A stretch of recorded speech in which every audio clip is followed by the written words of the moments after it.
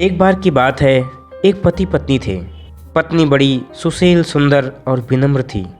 काफ़ी पढ़ी लिखी भी थी। पति भी पढ़ा लिखा था, एक अच्छी नौकरी करता था। वह अपनी पत्नी का बहुत ख्याल रखता था। पत्नी भी पति की जी हजूरी करने से बाज नहीं आती थी। वह बहुत ध्यान रखती थी।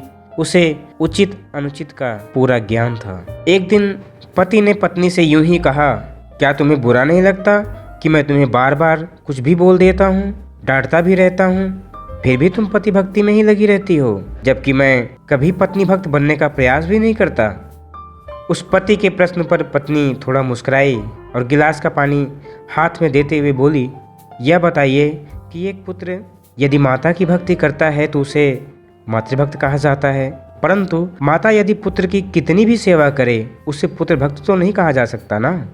उस व्यक्ति को लगा था कि आज उसकी पत्नी उसे फिर से निरुत्तर करेगी। फिर भी उसने आगे प्रश्न किया कि ये बताओ, जब जीवन का प्रारंभ हुआ तो पुरुष और स्त्री समान थे, फिर पुरुष बड़ा कैसे हो गया, जबकि स्त्री तो शक्ति का स्वरूप होती है। इस बात पर उनकी पत्नी मुस्कुराते हुए बोली, आपको थोड़ी विज्ञान और पढ़नी चाहिए थी। दुनिया मात्र दो वस्तुओं से निर्मित है, ऊर्जा और पदार्थ। पुरुष ऊर्जा का प्रतीक है और स्त्री पदार्थ की। पदार्थ को यदि विकसित होना है तो वह ऊर्जा का आधान करता है, ना कि ऊर्जा पदार्थ का। ठीक इसी प्रकार जब एक स्त्री एक पुरुष का आधान करती है तो शक्ति स्वरूप हो जाती है और आने वाले पीढ़ियों अर्थात अपने संतानों के लिए प्रथम पूज्य हो जाती है, क्योंकि वह पदार्थ और ऊर्जा दोनों की स्वामिनी होती है। जबकि पुरुष मात्र ऊर्जा का ही अंश रह जाता है। तो इस बात पर पति ने तुरंत कहा, तब तो तुम मेरी भी पूज्य हो गई हो, है ना, क्योंकि तुम तो ऊर्जा और पदार्थ दोनों की ही स्वामिनी हो। फिर पत्नी ने कहा, आप भी पढ़े लिखे मूर्खों जैसी बातें करते हैं। आपकी ऊर्जा का अंश मैंने ग्रहण किया है और शक्तिशाली हो गई तो क्या उस शक्ति का प्रयोग आप पर ही करूं? ये तो संपूर्णतया कृतज्ञता हो जाएगी।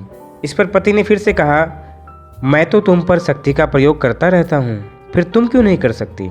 आगे पत्नी ने जो पति को उत्तर दिया है उस उत्तर को सुनकर उस व्यक्ति की आंखों में आंसू आ गए। आगे उस पत्नी ने कहा, जिसके साथ संसर्ग करने मात्र से मुझ में जीवन उत्पन्न करने की क्षमता आ गई है और ईश्वर से भी ऊंचा जो पद आपने मुझे प्रदान किया है, जिसे माता कहते हैं, उसके साथ मैं विद्रोह नहीं कर सकती। और आगे चढ़ाते हुए उसने कहा कि यदि शक्ति का प्रयोग करना भी होगा तो मुझे क्या आवश्यकता है? मैं तो माता सीता की भांति लव कुश तैयार कर दूंगी, जो आपसे मेरा हिसाब किताब स्वयं कर लेंगे। सच में महान है मातृशक्ति, महान है। शास्त्रों नमन है सभी मातृशक्तियों को, जिन्होंने अपने प्रेम और मर्यादा में समस्त सृष्टि को बांध रखा है। एक बार सभी मातृशक्तियों को दिल से नमस्कार करता हूँ। जीवन अपार संभावनाओं की बहती नदी के समान है। यह आप पर निर्भर करता है कि आप बाल्टी लेकर खड़े हैं या चम्मच। दोस्तों, अगर आपको यह वक्तव्य पसंद आया हो तो मेरे चैनल को लाइक करें, सब्सक्राइब करें, हमें सपोर्ट करें। बहुत बहुत धन्यवाद।